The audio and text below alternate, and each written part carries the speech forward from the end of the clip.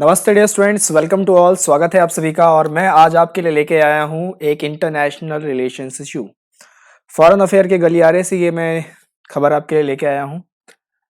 Topic का नाम है मिलिट्री ऑपरेशंस इन इथियोपिया। क्या हो रहा है इथियोपिया में आजकल, थोड़ा वहाँ हम जानेंगे। थोड़ा सा भारत से हट के अलग अफ्रीका के देशों में चलते हैं। आज इथियोपिया में एक कन्फ्लिक्ट अभी हो रही है जहाँ पर मिलिट्री ऑपरेशंस लगातार किए जा रहे हैं एक पर्टिकुलर रीजन में। क्यों हो रहे हैं ये? क्या वहाँ पे पॉलिटिकल पार्टीज के बीच टर्मोइल्स हैं? ईपीडीएफ क्या है, ईपीआरडीएफ क्या है, टीपीएलएफ क्या है, इन सब के बारे में आज हम जानेंगे। इथियोपिया से रिलेटेड सारी चीजें हैं। एग्जाम के हिसाब से भी काफी इंपॉर्टेंट है, बिकॉज एग्जाम में तो कुछ भी पूछा जा सकता है, तो ज्योग्राफी से ही कुछ पूछ लिया जाएगा। तो सबसे पहले हम चलते हैं इसके मैप पे। ये आपके स्क्रीन पे आपको मैप दिखाई दे रहा होगा। This is the map of Ethiopia.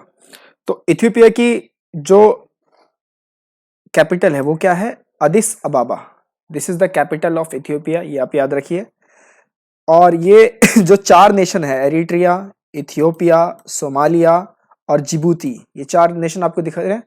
Eritrea की राजधानी अस्मारा, सोमालिया की मोगादिशु, जिबूती की जिबूती। तो ये चार कैपिटल, ये चार जो नेशन है ये मिलके बनाते हैं हॉर्न ऑफ अफ्रीका। ये भी आप ध्यान रखिएगा, ज्योग्राफी से है ये, हॉर्न ऑफ अफ्रीका। तो क्वेश्चन अगर आ गया कि हॉर्न ऑफ अफ्रीका में कौन से चार देश हैं, तो आप उसके लिए सीधा याद रख सकते हैं सीड। सीड करके आप उसे याद रख सकते हैं। ये एक निमोनिक होता है एक तरीके का। Somalia, Eritrea, Ethiopia, Djibouti. Right.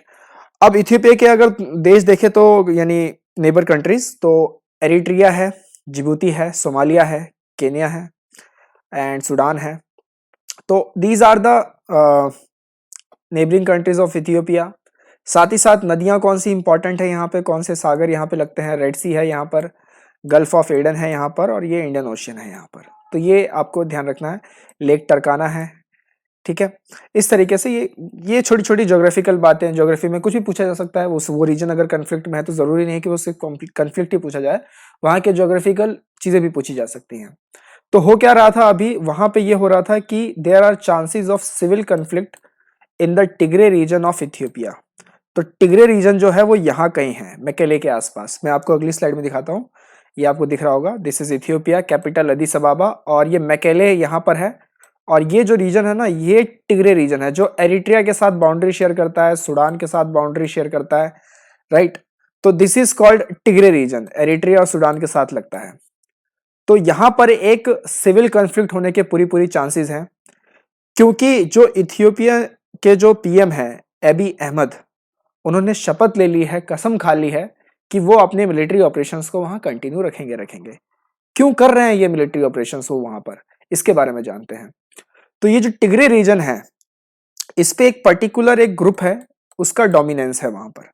उस ग्रुप का नाम है Tigray People's Liberation Front, TPLF. Short form में कहते हैं TPLF, Tigray People's Liberation Front. जैसे जम्मू कश्मीर में भी एक ऐसा ही था, अगर आप देखेंगे तो जम्मू कश्मीर में भी एक ऐसा लिबरेशन फ्रंट बना था, ठीक है। तो Jammu Kashmir liberation front, JKLF करके एक वहां पे एक मिलिटेंट ग्रुप बना था। तो ठीक इसी तरीके से टिग्रे रीजन में भी टीपीएलएफ है, उनका वहां पे दबदबा है। और उन लोगों ने क्या कर दिया, उन लोगों ने जो इथियोपिया की जो मिलिट्री बेस थी टिग्रे रीजन में, उस पर उन्होंने अटैक कर दिया, जिसके वजह से जो वहां के पीएम है उनको गुस्सा आया और उन्होंने उस रीजन में वॉर डिक्लेयर कर दिया। और वो अभी तक लगातार अपने मिलिट्री ऑपरेशंस वहां पर किए जा रहे हैं। राइट। एरिट्रिया जो है, आपको एरिट्रिया पता चल गया होगा। ये सब आप मैप को बिल्कुल ध्यान में रखिएगा अपने दिमाग में, वरना तो ये कहानी आपको समझ नहीं आएगी कि ये चल क्या रहा है। एरिट्रिया सूडान के तरफ का खेल ये पूरा हो रहा है। तो Eritrea is a sworn enemy of TPLF. अब एरिट्रिया को टीपीएलएफ से बहुत दिक्कत है and share a long boundary with Tigray people, और एरिट्रिया टिग्रे पीपल के साथ लंबी बाउंड्री शेयर करता है। 2018 में ये मिस्टर एबी अहमद है, पीएम ऑफ इथियोपिया, इनको पीएम बनाया गया। इन्होंने बहुत सारे डेमोक्रेटिक रिफॉर्म्स लेके आए, काफ़ी सारी चीज़ें चेंज की, वहाँ का गवर्नमेंट इंस्टीट्यूशन स्ट्रक्चर भी इन्होंने चेंज किया, काफ़ी सारे जो कर्ब्स थे मीडिया पे वो भी हटाए, जो सैंक्शंस थे वो भी हटाए। तो इसी वजह से इनको 2019 में नोबेल पीस प्राइज मिला, इसी के कारण। तो ये भी एक क्वेश्चन काफी सारे एग्जाम में पूछा गया था कि 2019 का नोबेल पीस प्राइज किस प्राइम मिनिस्टर को मिला। तो that is the prime minister of Ethiopia, Abiy Ahmed. अब एबी अहमद ने क्या किया कि जैसे ये पावर में आए, इन्होंने नए जो राजनीतिक गठबंधन है वो बनाने स्टार्ट कर दिए हैं। अब जैसे इन्होंने ये नए गठबंधन बनाने स्टार्ट किए, तो इन्होंने इसमें Ethiopian peoples revolutionary democratic front तैयार किया, EPRDF, Ethiopian peoples revolutionary democratic front, ये यहाँ पर है ईपीआरडीएफ। इन्होंने ये तैयार किया और उसमें उन्होंने टीपीएलएफ जो था, जो एक तरीके का मिलिशिया ग्रुप है, मिलिटेंट ग्रुप है, उसको उन्होंने एक्सक्लूड कर दिया। और साथ ही साथ उन्होंने टीपीएलएफ को जो सीनियर गवर्नमेंट पोजीशन है वहां से भी हटा दिया कि आपका यहाँ पे कोई काम नहीं, सीनियर गवर्नमेंट पोजीशन में आपको कोई जगह नहीं। और अभी हाल ही में क्या हुआ था कि अगस्त में इनके इलेक्शंस होने वाले थे, लेकिन कोरोना वायरस पैंडेमिक का हवाला देते हुए इनकी सरकार ने उस इलेक्शंस को 2021 तक टाल दिया, जिसके कारण ये जो टीपीएलएफ के जो भी नेता वगैरह, जो भी लीडर्स वगैरह रहेंगे ना, उन्होंने सरकार को पे ब्लेम डाला कि आप तो ऑथोरिटेरियन हो, आप तो मतलब कि फिर से डिक्टेटरशिप आ गई, जो 1991 में डिक्टेटरशिप हमने खत्म की थी वो फिर से आप लेके आ गए हो, ऐसा नहीं चलेगा। तो एक तरीके का विरोध किया।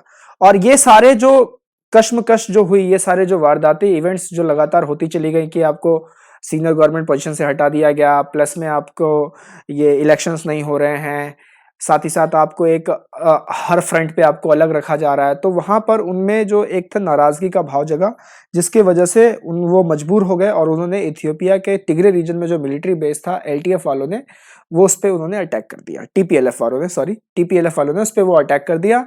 और अटैक के फिर जवाबी कार्रवाई में फिर इथियोपिया के प्राइम मिनिस्टर ने भी डिक्लेयर किया कि हम यहाँ पर मिलिट्री ऑपरेशंस चालू रखेंगे। अब इसमें क्या हो रहा है कि एक पर्टिकुलर रीजन में लोग तो रहेंगे, सिविलियंस तो वहां पे रहेंगे, तो सिविलियंस को खतरा बहुत है, राइट। अब सिविलियंस में क्योंकि मिलिटेंट्स छुप जाते हैं, तो यहाँ ऑफिशियल्स के लिए भी दिक्कत होती है कि कैसे कैसे इनको मारे, छोड़ भी नहीं सकते क्योंकि वो अगले 10 पे और खतरनाक भारी पड़ सकते हैं। तो ये सारा जो वहां पे माहौल है वो बना हुआ है। अब टीपीएलएफ की बात करते हैं। इन महाशय का नाम भी मैं आपको बताऊंगा, अच्छी पर्सनैलिटी है ये भी, थे बल्कि। तो it is a militia turn party who has a part of coalition that brought an end to the military dictatorship in 1991। तो जो टीपीएलएफ था वो एक मिलिटेंट मिलिशिया टर्न पार्टी तो थी, पहले ये मिलिटेंट ग्रुप था, बाद में पार्टी बन गई, ऑर्गेनाइजेशन बन गई, राइट।